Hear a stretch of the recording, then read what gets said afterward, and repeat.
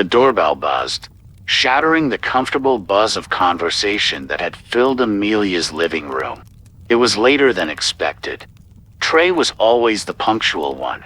The guy who showed up 10 minutes early with a perfectly ironed shirt and a plate of his grandma's famous sugar cookies. Amelia smoothed down her sequin dress, a homage to the iconic Marilyn Monroe, and hurried to the door. Swinging it open, Amelia's smile faltered. Trey stood on the porch, shrouded in an almost unnatural darkness. The streetlight that usually bathed the walkway in a warm glow flickered erratically, casting long, distorted shadows. A shiver ran down Amelia's spine, a prickle of unease that had nothing to do with the cool night air. "Hey, Trey. Sorry it took so long to open the door. Come on in," Amelia said, her voice a touch too bright. Trey didn't move, his gaze fixed on something behind Amelia. He looked pale, a sheen of sweat clinging to his forehead despite the crisp spring air. "Amelia," he croaked, his voice barely a whisper. There's someone behind you." Amelia's heart hammered in her chest. Slowly, she turned, her eyes scanning the dimly lit hallway. The back of her neck prickled with goosebumps. There was nothing, just empty space and the faint hum of the refrigerator. Relief washed over her, so intense it almost left her dizzy. "Trey, there's no one here," she said, forcing a laugh. "You must be seeing things.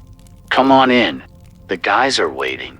But Trey remained rooted to the spot, his eyes wide with terror. "No, Amelia, you don't understand. It's not human." A sudden gust of wind howled through the open doorway, extinguishing the porch light and plunging them into complete darkness. Amelia yelped, her scream echoing in the confined space.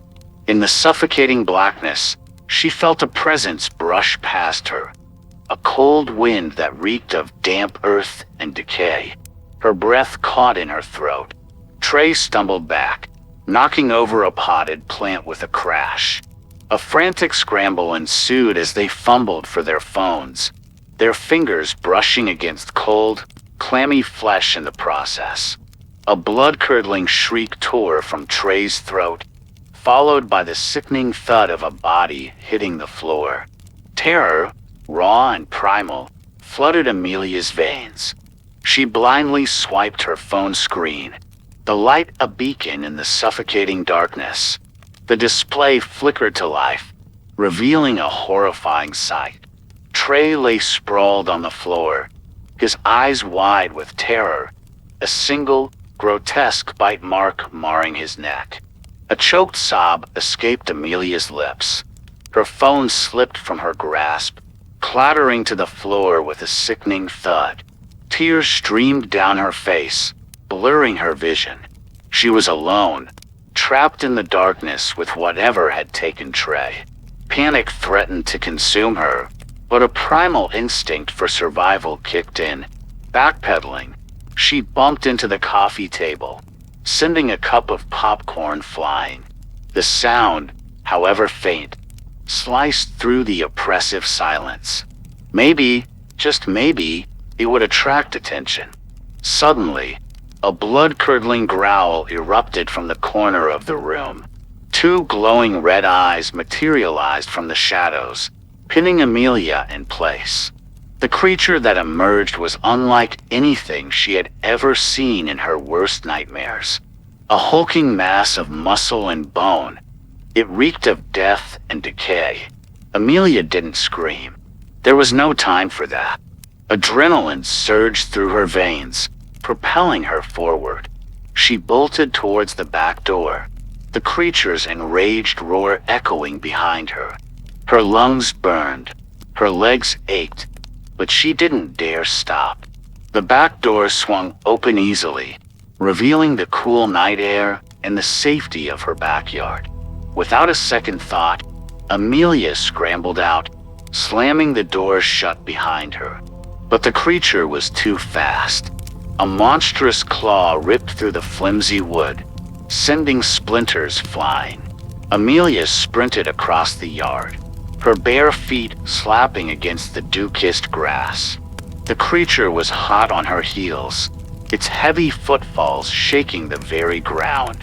She could hear its ragged breaths, smell its fetid stench. Reaching the fence at the end of the yard, Amelia knew she was trapped. Tears streamed down her face, blurring her vision. She was going to die. But then, an idea, desperate and reckless, sparked in her mind. With a burst of adrenaline, Amelia turned and sprinted towards the pool shed nestled in the corner of the yard. The creature roared in frustration, momentarily thrown off by the change in direction. Bursting into the shed, Amelia grabbed the first thing she saw, a can of gasoline. The creature filled the doorway, its grotesque face contorted in a snarl. Amelia stumbled back, the gasoline can clutched tightly in her hand. Its fetid breath washed over her, making her gag. This was it. This was how it ended. But then, a flicker of movement in the corner of her eye caught her attention. A rusty lawnmower, its tank half full of gasoline, sat abandoned. A spark of hope flickered in Amelia's chest. It was a crazy plan, a desperate gamble, but it was her only chance. Ignoring the creature's menacing growl, Amelia lunged towards the mower. As she fumbled with the gas cap, the creature lunged. Its razor-sharp claws raked across her back, sending a searing pain through her. She cried out, but adrenaline numbed the blow.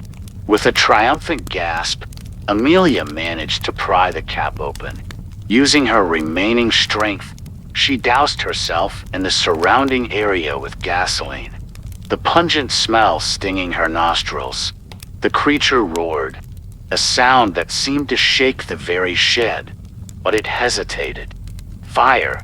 Even these monstrous beings seemed to fear it.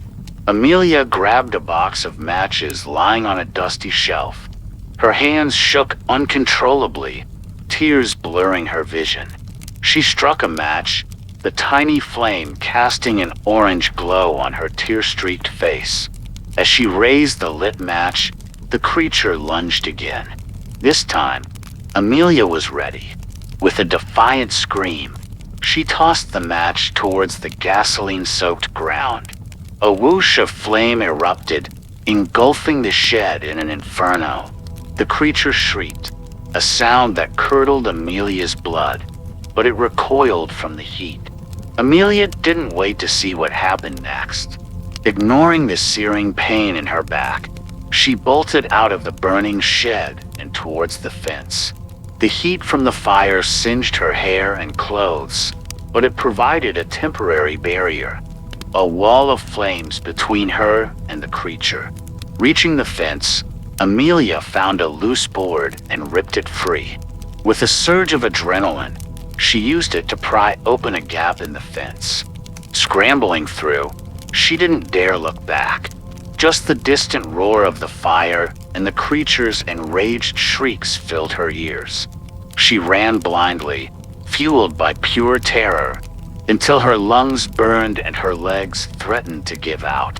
Finally, collapsing onto the dew-kissed grass of her neighbor's yard, she allowed herself to sob. Tears streamed down her face, a mixture of relief and pain.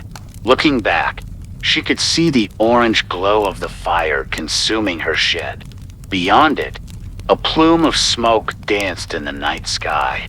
But there were no more screams, no enraged roars. The creature was gone. The sirens wailed in the distance, growing louder by the second.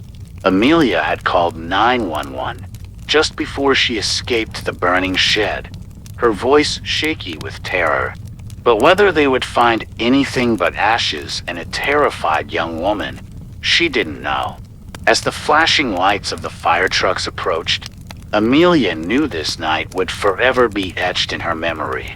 The Oscars party, meant to be a night of fun and celebration, had turned into a nightmare. But she had survived. She had faced down the darkness and somehow emerged on the other side. The next few days were a blur of police reports, doctor visits for her burns, and worried calls from friends and family. Trey's body, untouched by the fire, was found in Amelia's living room. The autopsy was inconclusive. No cause of death. No explanation for the single, horrifying bite mark.